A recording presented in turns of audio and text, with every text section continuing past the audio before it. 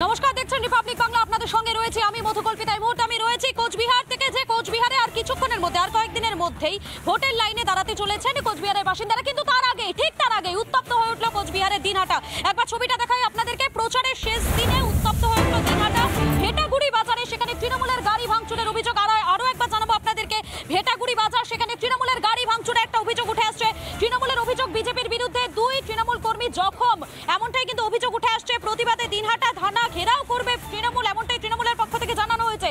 প্রচারের শেষ দিন আজই কোচবিহারে, প্রচারের শেষ দিন, কেননা আগামী 19 তারিখ এই কোচবিহারে ভোট রয়েছে। একেবারে প্রথম দফার নির্বাচনে কোচবিহার, আলিপুরদুয়ার এবং জলপাইগুড়ি, এই 3টে কেন্দ্রে কিন্তু নির্বাচন হতে চলেছে। এবং সেই কোচবিহারকে আমরা বারবার উত্তপ্ত হতে দেখেছি, সেই কোচবিহার লোকসভা নির্বাচনে প্রাক্কালে আবারও কিন্তু উত্তপ্ত হয়ে উঠলে এবারে ভেটাগুড়িতে, সেখানে তৃণমূলের গাড়ি ভাঙচুরের একটা অভিযোগ উঠে আসছে।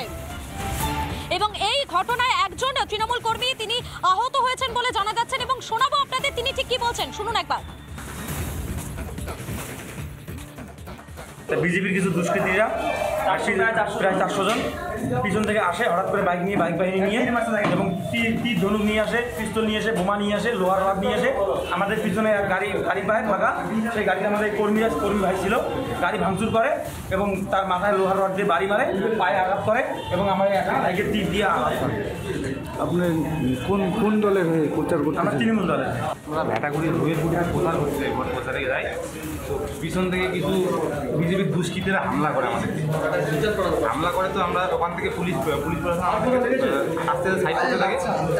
সেই টাইমে কিছু লোক সাইড দিয়ে ভুট্টা বাড়ি থেকে আমাদেরকে তীর দিয়ে যাই হোক মারছিল, আর ওকে সামনে পিছনের গাড়িটা অ্যাটাক করে দিয়েছিল। তোমরা কোন দলের হয়ে প্রচার করছিল? আমরা তৃণমূলের।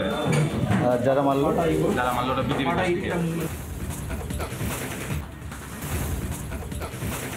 ঠিক 1 বছর আগে, অর্থাৎ গত বছর 30শে মার্চ, এই দিনে 30শে মার্চে রামনবমীর মিছিল ঘিরে অগ্নিগর্ভ পরিস্থিতি হয়ে ওঠে উত্তর দিনাজপুরের ডালখোলাতে।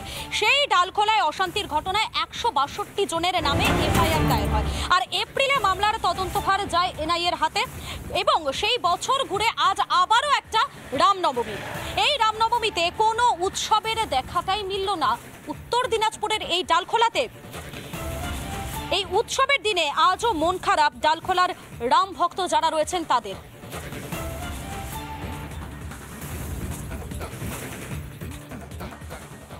এবছর ডালখোলা রামনবমী কমিটি যে ডালখোলায় প্রসেস হয়, আমরা কিছু কারণবশত বিগত দিন আমাদের যে রামনবমী কমিটির যে সদস্যরা রয়েছে, ওরা কেস খেয়েছিল এবং আমরা অনেক হ্যাকেল হয়েছিলাম।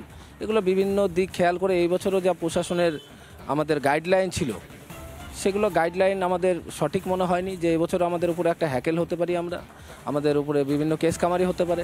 কন্টিনিউ আমাদের 1 মাস ধরে আমাদের রামনবমী কমিটির বিভিন্ন রাম ভক্তদের 107, 108, 109, 110, 111 এই হিসাবে নোটিশ আসছে। যারা আমরা নোটিশে জবাব দিতে গিয়েছি ইসলামপুরে, তাদেরকে দিনভরে যে আটকে রেখে হয়েছিল এইডিপি অফিসে। এইগুলোর দিক চিন্তা ভাবনা করে এই বছর রামনবমী কমিটি আমরা রামনবমী উইথড্রল করেছে। এই বছর আমরা কোনো শোভাযাত্রা রামনবমী কমিটি অংশগ্রহণ করছি না। কোনটা একদিকে যেমন আশ্বাস দিয়েছে, আরেক দিকে আবার বলেছে গ্রামগঞ্জ থেকে জোট বেঁধে আসতে পারবে না, জোট বেঁধে আসলে তাদেরকে অ্যারেস্ট করা হবে। আমাদের এটা বর্ডার এরিয়া, আমরা একটা কমিটি মেন রাস্তার প্রসেসের দায়িত্ব নিতে পারি, কিন্তু গ্রামগঞ্জে আশেপাশে কি হলো সেটার দায় তো আমরা এইভাবে নিতে পারি না। আর বিগত দিনে যা হয়েছে আমরা এর জন্য খুবই দুঃখিত, আমরা খুব ভয়ের মধ্যে আছি।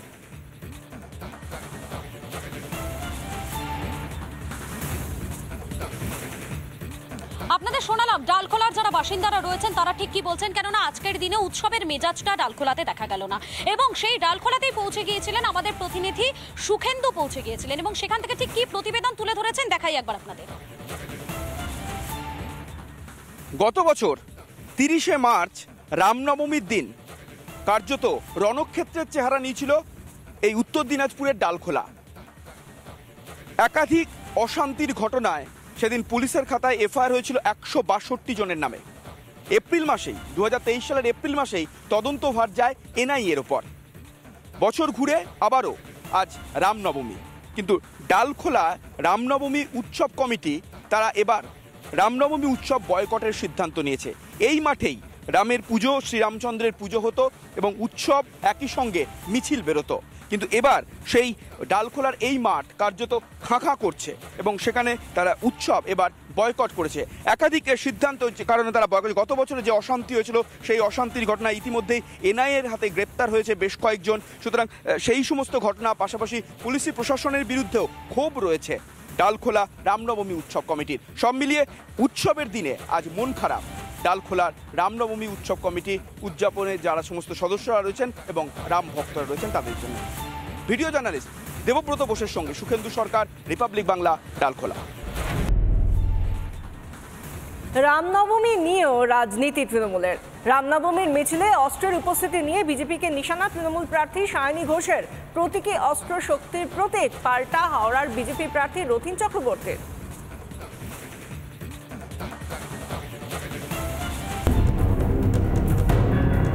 বিজেপির প্রসেশনে বন্দুক বোমা দিয়ে লোকজনকে দেখা গেছে না। আজকে অস্ত্রেরও পুজো হয়, সেইভাবে এগুলো শুধু পুজোর জন্য নিবেদন মাত্র।